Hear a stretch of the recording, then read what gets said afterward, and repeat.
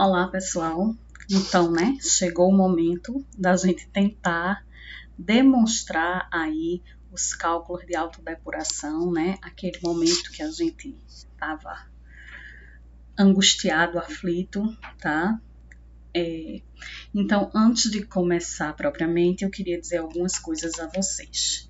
Primeira coisa que eu quero dizer a vocês é que esse material aqui, que é o manual do usuário para um sistema de simulação de autodepuração de cursos d'água, esse aplicativo aqui, a de água, ele faz essa simulação, tá certo? Só você preenchendo os dados. É aí um projeto desenvolvido aí por um pessoal, tá, de uma universidade, da Universidade Federal do Espírito Santo. Vou disponibilizar esse material para vocês lá na sala. Por quê? Deixa eu mostrar aqui para vocês rapidamente.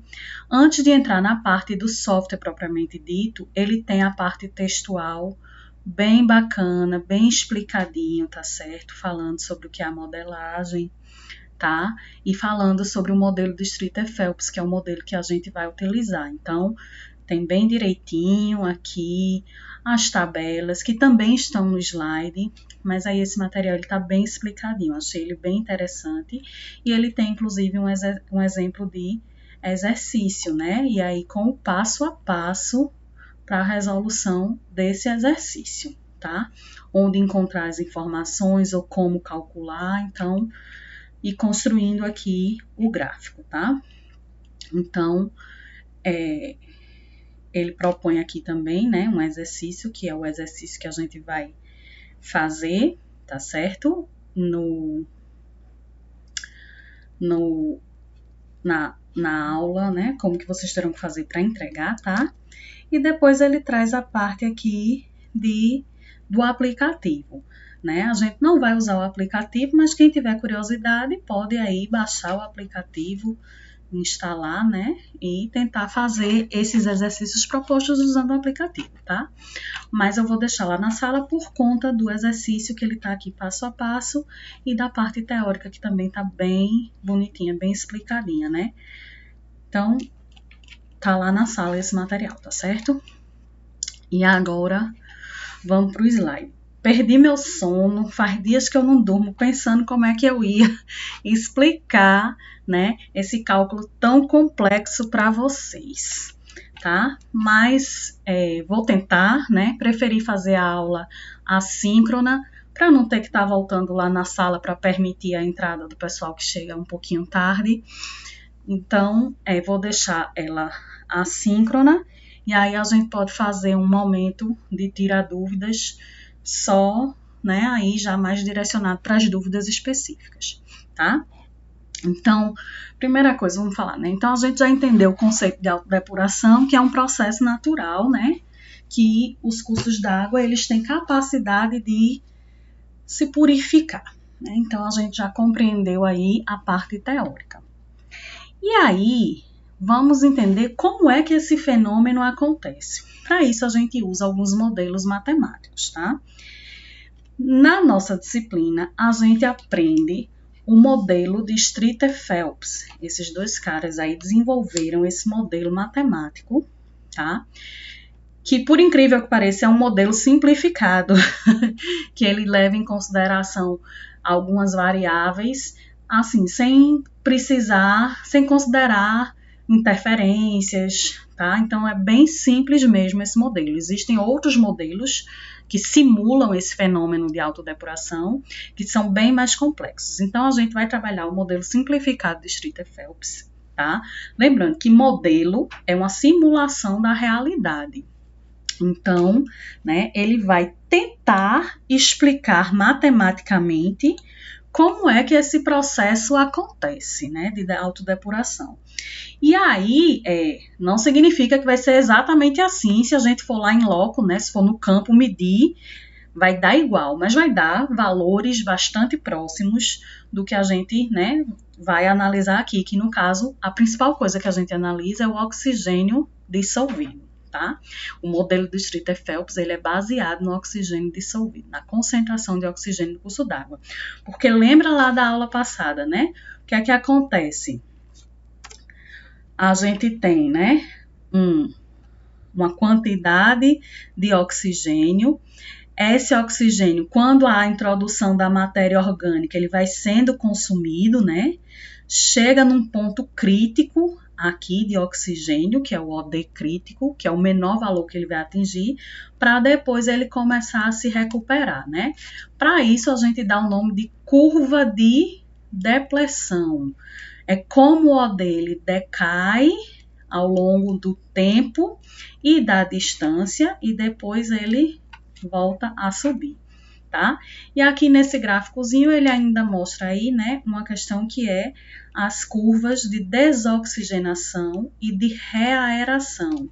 Lembra? Desoxigenação é o que faz consumir, o que faz perder oxigênio, o que consome oxigênio. E reaeração é o que produz oxigênio, tá? Então, esse fenômeno também acontece no momento, né, que acontece a depleção de OD. Mas vamos ver. Então, o modelo Streeter Phelps, ele trabalha com dados, né, iniciais, dados de entrada. Então, que dados são esses? Então, vou tentar, eu devia ter colocado uma figurinha, mas não coloquei. Então, a gente tem aí o curso d'água, né? Então, faltou um pedaço do curso d'água aqui. E a gente vai ter o ponto do lançamento, tá? E aí a gente precisa ter, que dados? A gente precisa ter a vazão do rio antes do lançamento, né? E a vazão de esgoto. Quando acontece esse momento aqui da mistura, a vazão de esgoto vai ser somada à vazão do rio, né? Vai aumentar a vazão do rio por conta do lançamento do esgoto. Então, antes eu tenho a vazão do rio, aqui eu tenho a vazão do esgoto e logo após a mistura eu vou ter vazão do rio mais vazão de esgoto, tá? Preciso também, para poder calcular, né, a questão do modelo, preciso dos dados de oxigênio dissolvido no rio antes do lançamento, né, e do oxigênio dissolvido no esgoto. Esgoto bruto sem nenhum tratamento, cheio de matéria orgânica, né, o oxigênio dissolvido presente nele é 0, tá? Então, nem precisa calcular, a não ser que seja um efluente que já tenha passado por vários tipos de tratamento, mas se ele é esgoto bruto, o OD no esgoto sempre vai ser 0, tá certo? DBO do rio, antes do lançamento, esse rio ele já vinha com uma carga de DBO, né, que pode ser uma carga pouca ou muita, dependendo se havia outros lançamentos antes, tá? E a DBO do esgoto. E aí, após a mistura, né, a gente vai ter aí uma nova DBO, uma nova concentração, né? Quando misturar a DBO do esgoto com a DBO do rio, a gente vai ter uma nova concentração de DBO, tá? Aí a gente tem que considerar os coeficientes de desoxigenação e de reaeração, tá? K1 e K2, perda de oxigênio, consumo de oxigênio e entrada de oxigênio. Aqui, para poder... Como é que eu vou simular a quantidade de oxigênio ao longo do rio, né? Lembra que a depleção de oxigênio vai ter o consumo da matéria orgânica. Se eu fosse colocar somente a matéria orgânica, vai consumindo, né? E pronto, e consumiu todo o oxigênio, consumiu toda a matéria orgânica. Era muito fácil, né? Só que a gente tem que lembrar que existem os processos de reaeração e outros processos de desoxigenação, além do consumo da matéria orgânica.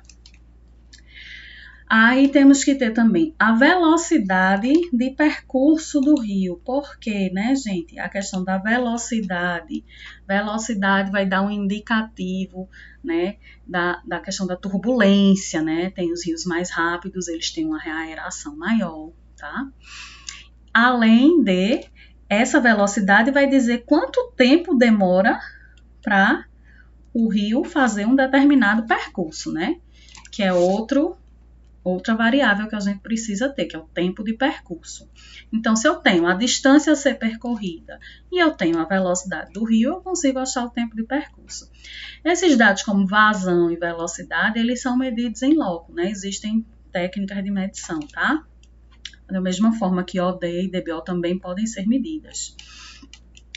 E aí a gente vai trabalhar ainda com os dados de concentração de saturação de oxigênio dissolvido mínimo permissível. E outra coisa que é importante que não está aqui é a gente conhecer as características da bacia hidrográfica, né?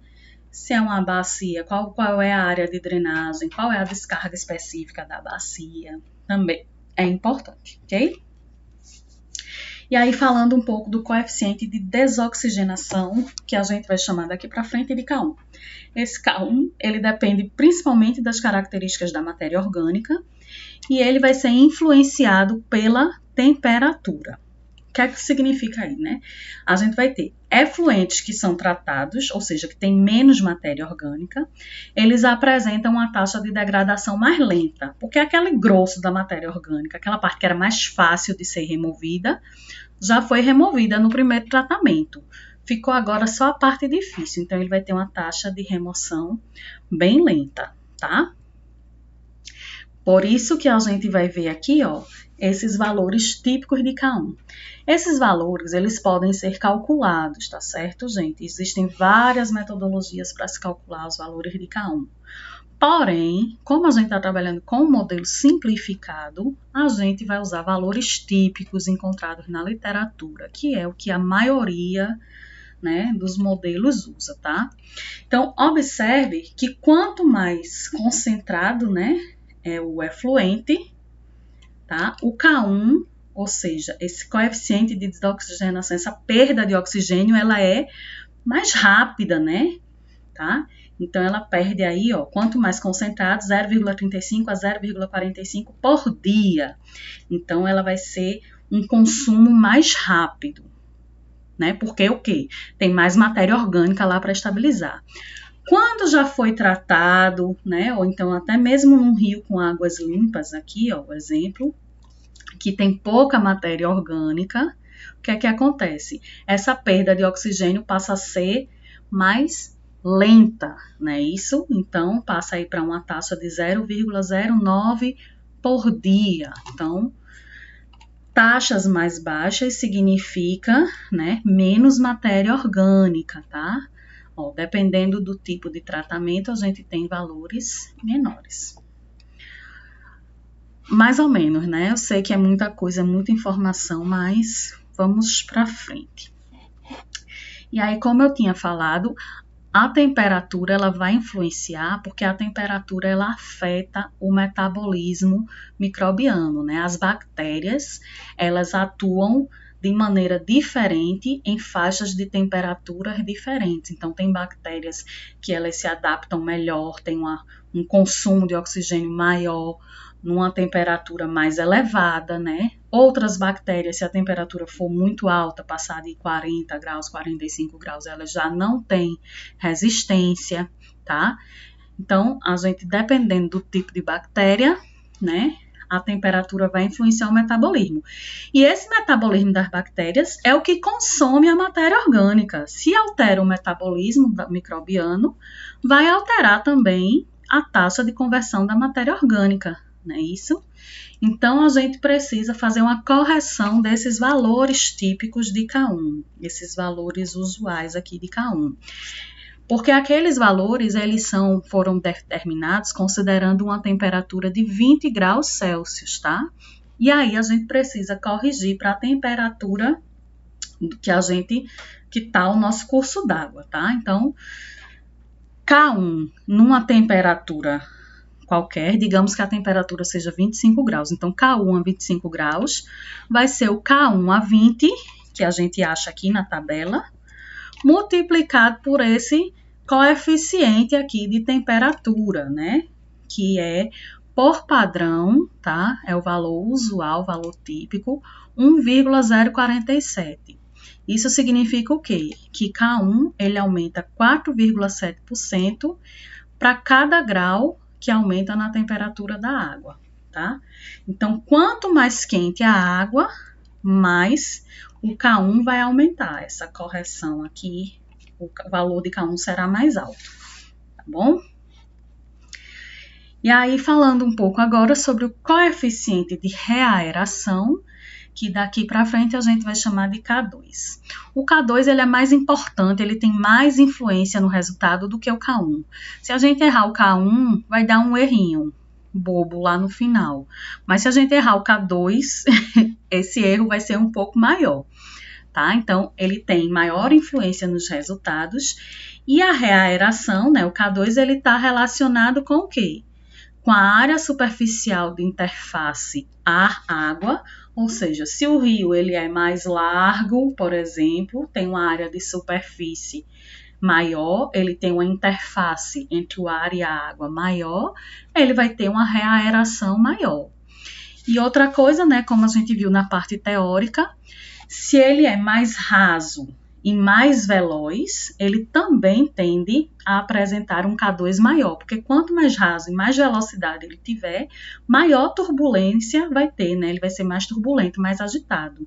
E a gente sabe que esse processo de agitação é a principal forma, né, além da fotossíntese, é a principal forma de reaerar, de entrar oxigênio de volta no curso d'água, né? Isso.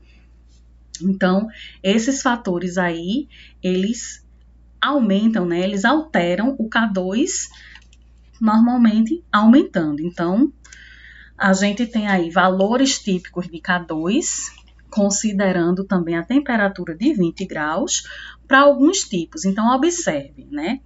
Que, ó, temos pequenas lagoas, rios vagarosos, rios com baixa velocidade, com velocidade normal, rios rápidos, corredeiras e queda d'água. Corredeira e queda d'água é onde a gente tem a maior turbulência, então é onde a gente vai ter um K2 mais alto, né? E além da velocidade, né? Pequena lagoa, água parada, então ele tem um K2 bem baixo. Rios, qualquer rio, ele já aumenta o K2, porque ele já tem um movimento, mesmo que ele seja um rio lento, né? E aí você aumenta a velocidade e vai aumentando o K2. E o outro fator que interfere é a profundidade. Então, se ele é mais profundo, a turbulência ela tende a ser menor, né? Porque a turbulência ela vai ser mais superficial, lá no fundo vai ficar parado ainda. Então, quanto mais raso, maior vai ser a agitação. Então, profundidade e velocidade, né, interferem diretamente nos valores de K2, tá? Aí, aqui são alguns valores típicos, mas a gente pode calcular esse K2, né, baseado aí nos dados hidráulicos do curso d'água. Então, se eu tiver, no meu problema, foi dado apenas as características, é um curso d'água, é um rio rápido, profundo. Então, eu uso aqui o valor típico. Mas, se ele tiver me dado a velocidade e a profundidade, tá? V é a velocidade do curso d'água e H é a altura da lâmina d'água, ou seja, a profundidade do rio. Lógico que é a profundidade média, né? Porque a gente vai ter período seco, período cheio, o rio vai variar a profundidade, mas aí a gente trabalha aqui com profundidade média, tá? E aí, dependendo da velocidade e da profundidade, a gente vai ter alguns modelos, né, para calcular aí o valor de K2. Então, a gente tem a fórmula de O'Connor e Dobbins, tem a fórmula de Churchill e tem a fórmula de Owens, tá? Então, se o rio ele tem uma lâmina entre 60 centímetros e 4 metros e uma velocidade entre 0,05 metros por segundo e 0,8 metros por segundo, a gente aplica a fórmula de O'Connor e Dobbins. Se ele já é aí a mesma profundidade, porém um rio com uma velocidade maior, a fórmula que melhor se aplica é a de Churchill, para a gente achar o K2 ainda, tá? E se ele tem aí, né, é um rio raso, tá? Profundidade aí no máximo de 60, um rio, tô falando rio, mas vocês entenderam que pode ser um laguinho, né, qualquer curso d'água, tá? Até 60 centímetros, né, de profundidade, se aplica melhor a fórmula de Owens, tá? Então, a gente vai olhar as características do curso d'água para poder determinar qual é a fórmula que a gente vai usar, beleza? E aí, de novo, né? A temperatura também influencia nos coeficientes de reaeração, assim como influencia na desoxigenação. Na desoxigenação, ela influencia no metabolismo bacteriano. Aqui na reaeração, ela está relacionada ao quê? A solubilidade do oxigênio, tá? Então, a gente precisa fazer as correções, porque esses valores de K2 que a gente acha, tanto aqui quanto esses típicos da tabela, eles são valores para 20 graus. Então, a gente precisa fazer a correção para a temperatura que o nosso curso d'água se encontra. Lembrando que essa temperatura que a gente vai trabalhar, a temperatura T qualquer, é a temperatura da água, tá? Não é a temperatura do ar, tá? E a gente tem também um coeficiente de temperatura que para reaeração esse coeficiente é 1,024. Ou seja, né, a cada grau Celsius ele aumenta o K2 em 2,4%. Beleza? Sei que não tá muito, né, que é muita coisa, mas vamos para frente. Porque depois a gente vai ficar voltando para esses slides para a gente olhar a solução do problema, tá? E aí a gente tem as equações da mistura, né? Tem um desenho que eu fiz lá no primeiro slide, que tem antes do lançamento, entra o lançamento e aí a gente tem a mistura. Então, na mistura, né, é o ponto onde acontece a mistura entre o esgoto e o rio, e aí vai ser a condição inicial para a gente usar nos modelos de qualidade da água. Então, a fórmula básica é essa aqui, né? A concentração do constituinte, seja ele qual for, né, vai ser dada por uma média ponderada, tá? Que é vazão do rio vezes a concentração desse constituinte no rio, mais a vazão do esgoto, vezes a concentração no esgoto, dividido pela vazão do rio, mais vazão do esgoto. Lembra que eu falei lá na figurinha que vai ser somada essa vazão, né? E vai ser misturada. Então, se antes tinha uma concentração de DBO no rio e a concentração de DBO do esgoto, que era outra, quando mistura, né? Como é que a gente faz? A gente faz uma média ponderada considerando a vazão de cada um, tá? Então, eu vou ter para oxigênio dissolvido, todas as mesmas fórmulas. A concentração inicial de oxigênio lá no iniciozinho, onde acontece a mistura, vai ser a vazão do rio vezes o OD do rio, mais a vazão de esgoto vezes o OD do esgoto, dividido pela vazão do rio mais vazão de esgoto. Isso aí é uma média ponderada, lembra, né? Isso vocês estão cansados de fazer, tá? E aí a gente tem um déficit inicial de oxigênio logo no início, né, da mistura. Quanto de oxigênio está faltando, né? E aí esse valor, ele é dado aí pela concentração de saturação, ou seja, o máximo de oxigênio que aquele curso d'água ele aguenta menos a concentração inicial, tá? Então, quanto ainda pode haver de oxigênio? O que é que está faltando para ele atingir a concentração de saturação? Então, é esse valor aqui de déficit inicial de oxigênio. Isso vou colocar aqui porque a gente vai usar isso em vários cálculos mais para frente, tá? E aí, professora, como é que eu vou saber qual é a concentração de saturação, por exemplo? A concentração de saturação, ela varia em função da temperatura e em função da altitude, tá? Então, observem aqui, né, que quanto maior for a temperatura, menor vai ser a concentração de saturação, tá? Temperaturas mais frias, saturação mais alta. E outra coisa que é a altitude, né, também, quanto mais alto, vai diminuir também a concentração de saturação. Então, quando a gente estiver fazendo aí os modelos, se não foi dado, a gente tem que levar em consideração as características. O curso d'água está em que altitude e qual é a temperatura, né, daquele curso d'água. Aí corre para a tabelinha, tá? Em relação ao oxigênio dissolvido, né, vai depender, tá? O valor mínimo de oxigênio que precisa ter, ele vai depender da classe, do enquadramento dos corpos d'água, tá certo? Da classe em que aquele corpo d'água se encontra. Esse enquadramento, ele é definido pelo CONAMA 357. Então, se o rio, ele é definido como um rio de classe 1, ele precisa ter no mínimo 6 miligramas por litro de oxigênio. Se for um rio de classe 2, ele precisa ter aí no mínimo 5 miligramas por litro de oxigênio dissolvido. Aqui também está DBO, mas eu tenho outro slide falando só da DBO, tá? E aí, como eu tinha falado, né, o esgoto bruto, a gente vai usar o oxigênio dissolvido, o valor 0, ele não tem, né, oxigênio dissolvido, ele é só matéria orgânica sendo consumida, tá? E aí, DBO, né? Aí, quando vai para DBO, fica um pouco mais complicado, porque a gente trabalha DBO5 e DBO última, a demanda última de oxigênio. O que é a DBO5, gente? A DBO5 é aquela que a gente analisa no laboratório em condições controladas. Então, vou botar aqui, ó, é DBO 520.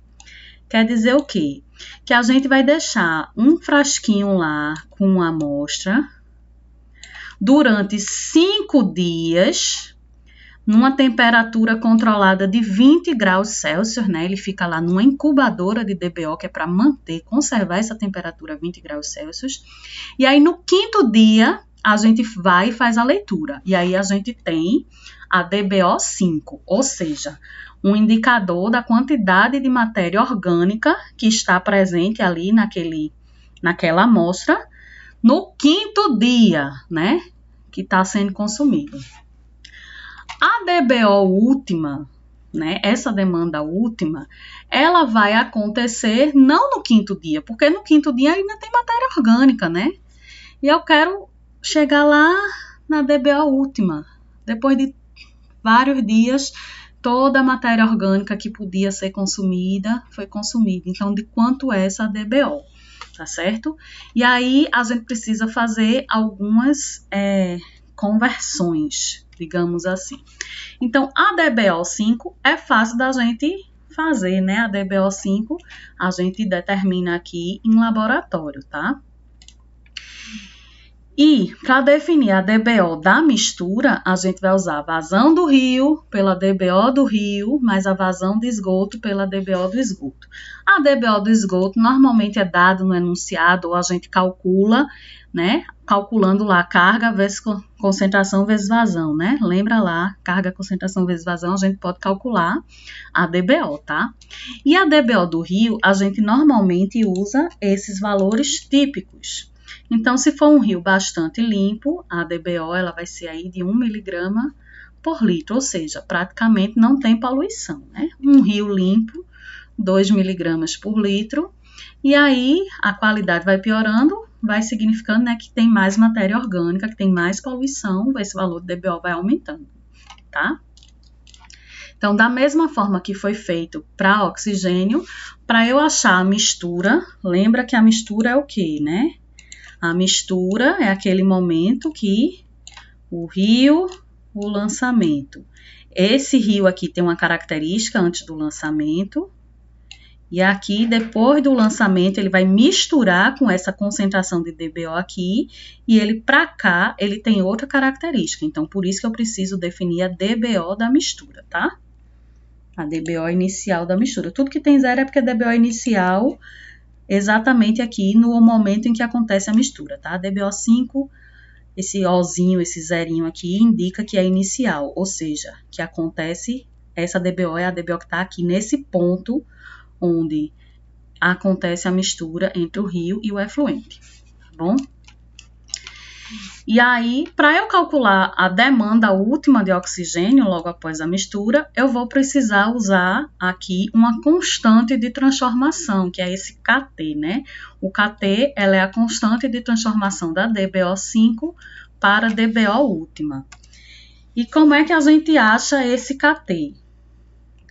Desse jeitinho aqui, ó, utilizando aí o coeficiente, né, de desoxigenação, tá? O K1, tá certo? E usando aí a exponencial. Então, a galera que não sabe usar a calculadora científica, começa logo a aprender que esses cálculos todos envolvem logaritmo neperiano, né? essa elevação na base E, tá?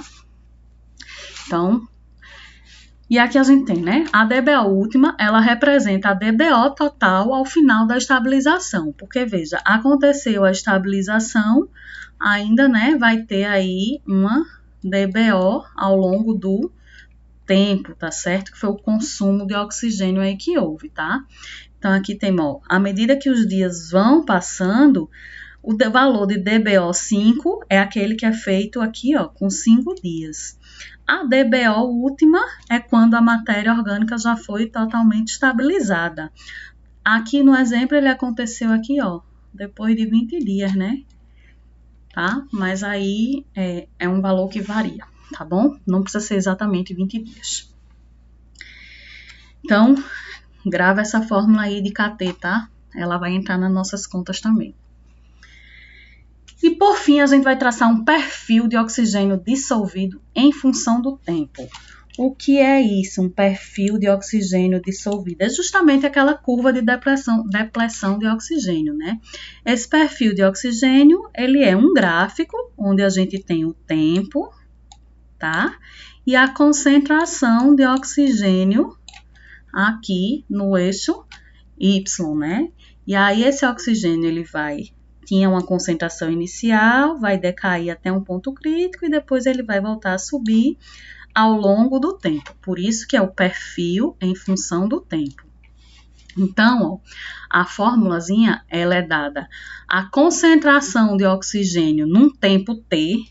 Então, a gente vai ter a concentração no tempo 0, no tempo 1, 2, 3. Esses tempos vão depender, tá? Tem um tempo máximo.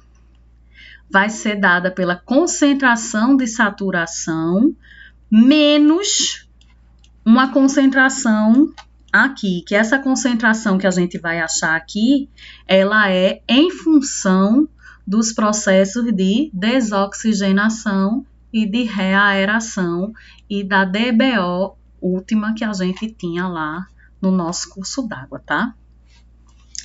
E aí, outra variável que a gente precisa definir é o tempo crítico. Esse tempo crítico, ele é onde ocorre a concentração mínima de oxigênio. Então, aqui no gráfico, ó, o tempo crítico é onde o oxigênio dissolvido ele está menor. E esse tempo crítico, ele ocorre em alguma parte do rio, em algum percurso, a uma determinada distância do ponto de lançamento do efluente, tá certo? E aí a gente vai ter, né, a distância crítica, que é o momento que ocorre a concentração crítica de oxigênio, né? Então, lá de física, né, velocidade igual a ΔE sobre ΔT, né? Então, lembra, distância é a velocidade vezes o tempo, tá? Então, essa distância crítica vai ser dada pela velocidade do curso d'água vezes o tempo crítico. Aí eu vou saber em que momento, né, em que parte do curso d'água aconteceu essa concentração crítica de oxigênio, tá? Porque, só voltando aqui, esse gráficozinho eu posso fazer ele em função do tempo e posso fazer ele também em função da distância, ok? E aí, outra variável que a gente tem é o déficit crítico, né? É o máximo que faltou de oxigênio naquele rio. Que o déficit crítico, né, ele é dado aí por esta formulazinha, que também varia em função da DBO última e dos coeficientes de oxigenação e de reaeração.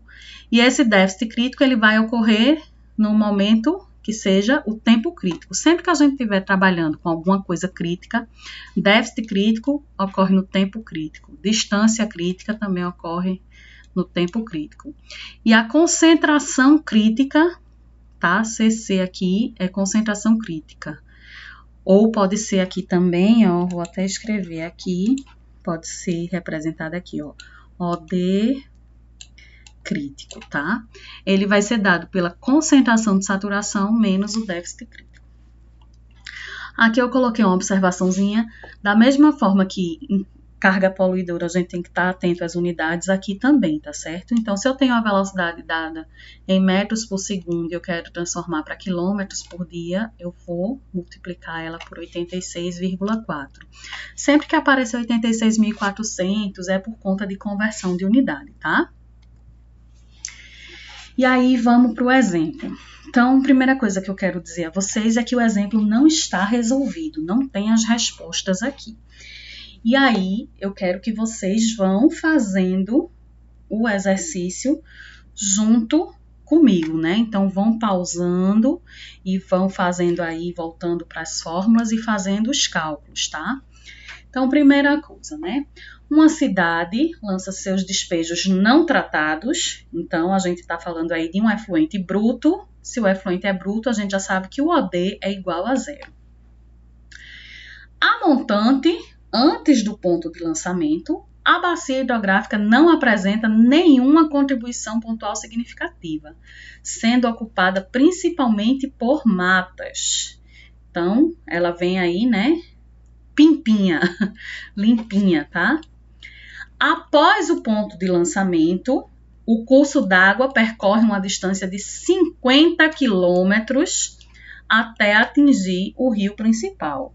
E neste percurso de 50 quilômetros também não há outros lançamentos significativos. Ok? E aí são dados, né, no problema. Primeira coisa que é dada, foi dada a vazão de esgoto, né? A vazão de esgoto foi dada 0,114 metros cúbicos por segundo e a concentração de DBO no esgoto 341 miligramas por litro. Não foi dado aqui, mas a gente sabe que o OD do esgoto é 0, porque ele disse lá no enunciado que é um esgoto bruto, sem tratamento. Aqui ele dá as características da bacia. Ele diz que a área de drenagem antes do lançamento é 300 km² e a descarga específica é de 2,17 litros por segundo por quilômetro quadrado. Isso aqui, gente, a gente vai usar isso para determinar a vazão do rio. Por quê? Né? Vamos lá, só fazer mais um desenho. Eu tenho aqui a bacia, né, e o curso d'água. A área de drenagem é essa aqui. Então, qual é a quantidade de água que vai passar nesse rio? Teoricamente, toda a água que foi drenada aqui nessa bacia, tá? Nessa área de drenagem. Então, por isso, a gente tem aqui esses dados, onde a gente vai usar uma formulazinha, né, que vazão ela é a descarga específica, tá? Vezes a área. Minha letra tá muito feia, né? Mas eu acho que tem escrito ali no outro slide. E aí ele disse ainda no problema que o curso d'água, ele é um curso d'água de classe 2, de acordo com o CONAMA. E aí, por que a gente precisa saber disso? Ó, se ele é classe 2, de acordo com o CONAMA, volta lá. Ó.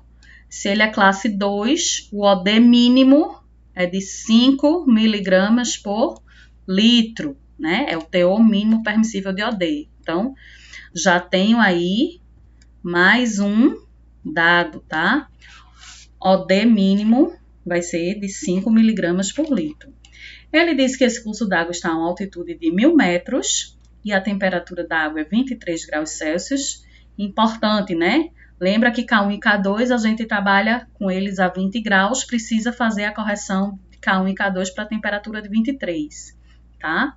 E também temperatura e altitude, a gente vai achar lá na tabelinha a concentração de saturação. Ele dá a profundidade média do curso d'água, é o H, né? Escrever aqui, é o H, é a lâmina d'água, tá? E ele dá também a velocidade média, beleza? Então, isso aí é o que foi dado. E aí, a gente vai começar a construir o modelo. Então, no modelo, o que a gente precisa colocar lá no modelo são esses dados. Então, o primeiro dado que a gente precisa colocar no modelo é vazão do rio. Ele não deu a vazão diretamente, mas ele deu descarga específica e área de drenagem. Eu consigo achar a vazão do rio. Esse aqui eu já até botei a continha, né? Ajudei vocês. Então, a vazão do rio, considerando os dados, a característica da bacia hidrográfica, ela vai ser de 651 litros por segundo. A vazão de esgoto. Vazão de esgoto, 0,114 metros cúbicos por segundo. Ó. Metros cúbicos por segundo, aqui eu vou usar também metros cúbicos por segundo, porque lembra que quando eu for calcular as concentrações, eu preciso somar a vazão do rio com a vazão do esgoto, e elas precisam estar na mesma unidade, tá? O terceiro dado é o oxigênio dissolvido no rio presente, né? Então, por tabela, né, por questão de valores típicos, a gente costuma adotar para rios que não apresentam descargas poluidoras a montante, valores entre 80% e 90% do valor de saturação. Lembrando que o valor de saturação é o valor máximo, né? Não vai ter mais do que isso, tá? E aí, a gente vai adotar aqui para esse exercício 90% do valor de saturação. Valor de saturação de quê? Do oxigênio dissolvido. Como é que eu acho o valor de saturação do oxigênio dissolvido? Vou lá na tabelinha, 23 graus, 1000 metros de altitude, 7,8 miligramas por litro. Coloquei lá, a concentração de saturação é 7,8, então 90% de 7,8 vai me dar a OD no rio, que é de 7 miligramas por litro. Por que eu preciso saber a OD do rio? Porque quando eu vou juntar com o OD do esgoto, que é 0, eu vou ter aí o valor de oxigênio dissolvido na mistura, tá? Então, o quarto dado é o oxigênio dissolvido no esgoto, né? Como a gente já falou, vai ser 0. Quinto dado, a DBO do rio, tá? Que para um rio limpo, olha lá o slide, tá lá indicando. Calma que eu passei, tenham paciência comigo. Um rio limpo, a DBO vai ser 2 miligramas por litro, tá? Então, coloquei aqui, DBO do rio 2 miligramas por litro. A DBO do esgoto foi dada no problema, que é 341 miligramas por litro. Observa se sempre está nas mesmas unidades, tá? K1. Aí aqui eu disse a vocês, usem os valores típicos que tá lá no quadro que tá no slide 6, né? Então, ó, slide 6, valores de K1. K1, se é uma água residuária concentrada, não passou por nenhum tratamento, então eu vou usar valores entre 0,35 e 0,45. Aí vocês podem ou fazer uma média aqui, usar 0,4, 0, né? Sugeri que vocês usassem 0,38, tá? Essa sugestão é principalmente assim, por uma questão de facilitar na correção, tá? Que esse problema, ele foi retirado lá do livrinho de Sperling, aquele de sempre, e no problema ele adotou o valor de 0,38, né, de desoxigenação por dia, tá? Aí lembra que precisa fazer a correção para a temperatura de 23 graus, que é a temperatura da água, a fórmula tá lá no slide 7, tá? Para fazer o coeficiente de reaeração, em vez de usar valores típicos, né, porque eu não sei se o rio ele é raso, turbulento, não sei, e eu tenho os dados de velocidade e profundidade, que foi dado no enunciado, então eu vou usar a fórmula de O'Connor e Dobbins, né, que é essa formulazinha aqui. Então, é só aplicar para achar K2, 3,73 vezes a velocidade do rio, que se não me engano é 0,35 metros por segundo, e a lâmina, que eu acho que é 0,8 metros, né? elevado a menos 1,5, e aí a gente vai achar um valor para K2, ok? Tá dado aqui, tá? Profundidade e velocidade.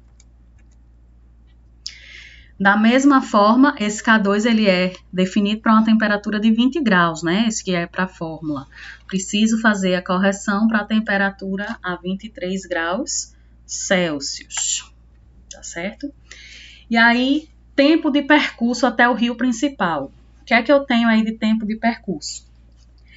Até chegar no rio principal, ele diz que a distância que ele percorre é de 50 quilômetros. E ele dá a velocidade, que é de 0,35 metros por segundo. Multipliquei aqui 86.400 para tirar de metros por segundo, né, para quilômetros por dia, tá? E aí eu vou achar que é 1,65 dias esse tempo de percurso. Isso quer dizer o quê, gente? Tá aqui o rio e o rio principal. E aqui o lançamento de esgoto. Quer dizer que daqui do ponto do lançamento até o rio principal, né, é uma distância de 50 quilômetros. E para essa partícula que foi lançada aqui nesse ponto chegar até aqui, ela demora 1,65 dias, tá? Então, esse processo aqui, ele demoraria 1,65 dias, beleza?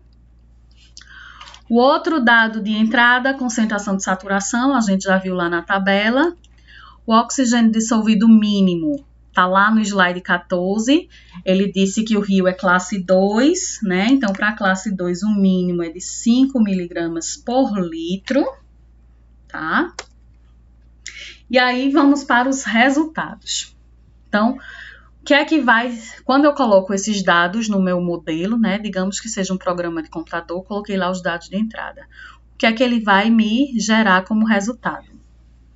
Ele vai me gerar a concentração de oxigênio da mistura, né? E o déficit de oxigênio. Vai lá no slide 13, concentração de oxigênio da mistura. É aquela média ponderada, né? Que é OD do rio vezes vazão do rio, mais OD do esgoto vezes vazão do esgoto, dividido por vazão do rio mais vazão do esgoto. É assim que a gente acha a concentração da mistura. Concentração de DBO da mistura. Primeiro a gente acha a DBO5, né? Para depois a gente encontrar, definir o KT, que é aquela constante de transformação de DBO5 a DBO última, e aí calcula a DBO última. DBO última aqui é L0, tá certo? Que vai ser a DBO5 vezes o KT, tá? E aí eu vou achar a DBO última da mistura. Por quê? Essa DBO5 não é o 341 do esgoto, né? Nem é lá o valor do rio. Ela é a DBO da mistura, ó. Vamos só pegar aqui. DBO 341, tá? E a DBO do rio é aquele valorzinho de tabela, né? Cadê? DBO do rio, ó, no rio limpo vai ser 2. Então, eu vou botar aqui, ó, a vazão do rio vezes a DBO do rio, que é 2, mais a vazão do esgoto vezes a DBO do esgoto, que é de 341, e vou achar a DBO da mistura, para depois eu achar a DBO última. Tá? Vamos seguir, né? Opa, calma. Achei a DBO última, e aí eu posso achar o tempo crítico, né, que é uma formulazinha também, tá lá no slide 17, a gente acha esse tempo crítico. Esse tempo crítico é o momento em que a concentração de oxigênio ela é crítica, é quando ela chega no ponto mais baixo de oxigênio, né, lá da nossa curva, é o ponto mais baixo do oxigênio, tá? Então, a gente vai ter a curva, né, tem oxigênio, aí vai chegar lá embaixo, e depois ele volta a subir. Em algumas situações pode chegar até 0, tá certo? Mas normalmente ele não chega a 0, ele chega a 0, alguma coisa, 1 miligrama por litro, tá?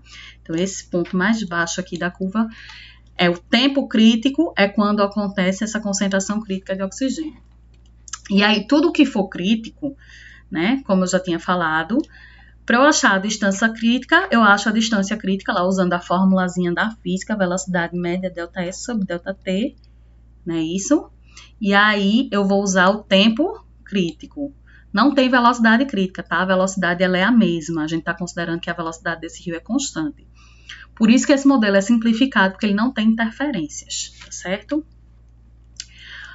Para achar a concentração crítica, primeiro eu vou achar o déficit crítico, lá no slide 18. Aqui, ó. Acho o déficit crítico, que é em função aí do consumo de oxigênio, né? Quanto ele consumiu, aí você acha um déficit crítico. E aí acho a concentração crítica, que é a concentração de saturação menos o déficit crítico. E, por fim, a gente vai determinar o perfil de oxigênio dissolvido ao longo do tempo, que é aquele que eu falei para vocês lá, né? O perfil ao longo do tempo, ou seja, vocês vão fazer um gráfico, tempo e aqui concentração de OD. Lembrando que a gente vai ter aqui, ó, 1,65 dias, tá? Então, entre o momento do lançamento, que é o tempo zero, e o final aqui do nosso processo, que é 1,65 dias, né? Em algum momento ele vai atingir aqui essa concentração crítica, esse déficit crítico, tá? Que vai ser lá pelo 0,6 dias, 0,7 dias. Já tô dando uma pista, tá certo? Então, a gente vai traçar um gráfico, né? E como é que a gente traça um gráfico?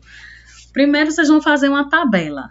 Vai pegar, trabalhosinho, né? E vai fazer o quê? A gente vai fazer uma tabela. A gente tem aqui, ó, concentração num tempo qualquer vai ser dada por esse catatal todinho aqui, tá certo? Então, como é que a gente vai achar esses tempos? Eu vou dizer o tempo que eu quiser, poderia, né? Lembrando que esse tempo tem que ser entre 0 e 1,65. Mas eu vou dizer a vocês como vocês vão fazer. Aqui eu deixei um exemplo, né? Ó, vocês vão fazer uma tabelinha. Distância, tempo e concentração.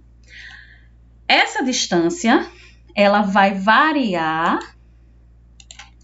né? A distância, ela vai variar de 0, né? Que é o ponto exato onde tem um lançamento, e ela vai terminar em 50, que é o caminho que o rio percorre até atingir o rio principal. Então, são 50 quilômetros, tá? E aí, para cá, aí vocês vão botar aqui, distância 5 quilômetros, 10, 15, 20, 25, 30... E para cada distância dessa, vocês vão calcular o tempo, né? Lembrando que, fazer aqui, né? Velocidade é ΔS sobre ΔT. Então, o tempo, ele vai ser, né? ΔS sobre V.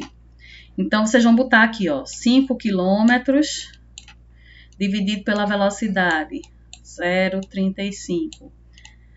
Lembrem que não vai ser 0,35, porque 0,35 está em metros por segundo e a distância 5 está em quilômetros. Vocês precisam transformar aqui de metros por segundo para quilômetros por dia. Lá no comecinho tem como é que transforma, né? É só multiplicar por 86,4, tá? Aí 5 dividido por um valor de velocidade aqui, que foi transformado de metros por segundo para quilômetro por dia, vocês vão achar o tempo. Aí anota aqui. Para a distância 0, você vai ter um T0. Para a distância 5, você vai ter um T5, que vocês vão achar tudinho. Para a distância 10 até a distância 50, tá? E aí, para cada tempo desse que vocês acharam, vocês vão achar a concentração no tempo T. É nesse momento que vocês vão fazer um monte de conta, né? Então, vocês vão vir para cá, ó. Esses valores aqui são constantes. O que é que vai mudar? Aqui, ó. K1 vezes T, K2 vezes T, K2 vezes T. Isso aqui é o que vai mudar, tá tá certo? Então, vocês vão fazer para o tempo que vocês acharam na distância 0, né? Que o tempo em 0 é 0, tá? Aí o tempo na distância 5 que vocês acharam lá, vai ser um tempo X aí. Tempo na distância 10. Deixa eu dar uma dica aqui para vocês, só para a gente ter uma ideia. Tá? Vou dizer, por exemplo, aqui para a distância de 10 quilômetros, o tempo vai ser 0,33. Então, vocês vão substituir aqui 0,33, aí vocês vão achar um CT, tá? Então, voltando lá para a nossa tabelinha, vocês têm o modelo dessa tabelinha também lá no manual que eu dei para vocês, tá certo? No exercício. Então, achei, ó, no 10, o tempo, ó, quando D é 10, o tempo vai ser 0,33 e a concentração, vocês vão colocar lá naquela fórmula grandona, vai ser 2,4 miligramas por litro. Vou achar de 0 até 50, beleza? E aí eu vou ter vários pontos, né? Aí é quando eu venho aqui, ó, beberes, para o gráfico, tá? E aqui no gráfico eu vou vir. O ideal é que vocês façam isso até naqueles papelzinhos quadriculado, né? Fazendo um gráfico mesmo de uma função, tá? Quando t for 0,33, a concentração vai ser 2,4, né? Aí você vai ter um ponto aqui. Quando t for 0,66, a concentração vai ser 1,8. Aí você vai ter outro ponto aqui, né? E aí você vai traçar a curva, tá certo? Ou seja, o perfil de oxigênio dissolvido.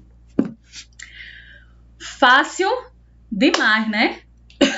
Aqui embaixo eu coloquei um modelinho do perfil, né, do gráfico, mas eu desenhei aqui, claro que o meu desenho está mais bonito do que a figura que não está dando para ver, que está aqui embaixo. Mas quando vocês pegarem o PDF, talvez vocês consigam ver. Beleza? Vou descartar meus rabiscos, né? Então, gente, é assim que a gente faz uma simulação do processo natural, né? A gente pega um processo natural e simula como é o comportamento dele usando um modelo matemático, né? Lembrando, de novo, a gente está usando aqui o modelo de Streeter-Phelps, que é o modelo mais simples que tem. Existem outros modelos e não querendo, né, ser assim, desmancha prazeres, estraga prazeres, a gente vai fazer essas continhas na mão, mas existem planilhas onde você coloca os dados de entrada e ele já faz essa simulação e já monta o gráfico. Existe o aplicativo, né, como eu mostrei para vocês nesse de água aqui do pessoal do Espírito Santo, tá? E aí, vocês têm bastante coisa para fazer. Vou deixar o exercíciozinho lá na sala para vocês fazerem, né, tentar fazer. Não se desesperem, quem não conseguir fazer, a gente vai desenrolando, tá certo? E façam esse que tá resolvido aqui do manual, né? Vão fazendo, vão acompanhando esse aqui do manual, para poder depois vocês tentarem fazer o que não está resolvido, né? Que é esse aqui, esse exercício proposto, tá? Beleza? Então, por hoje é só. Um cheiro e até a próxima.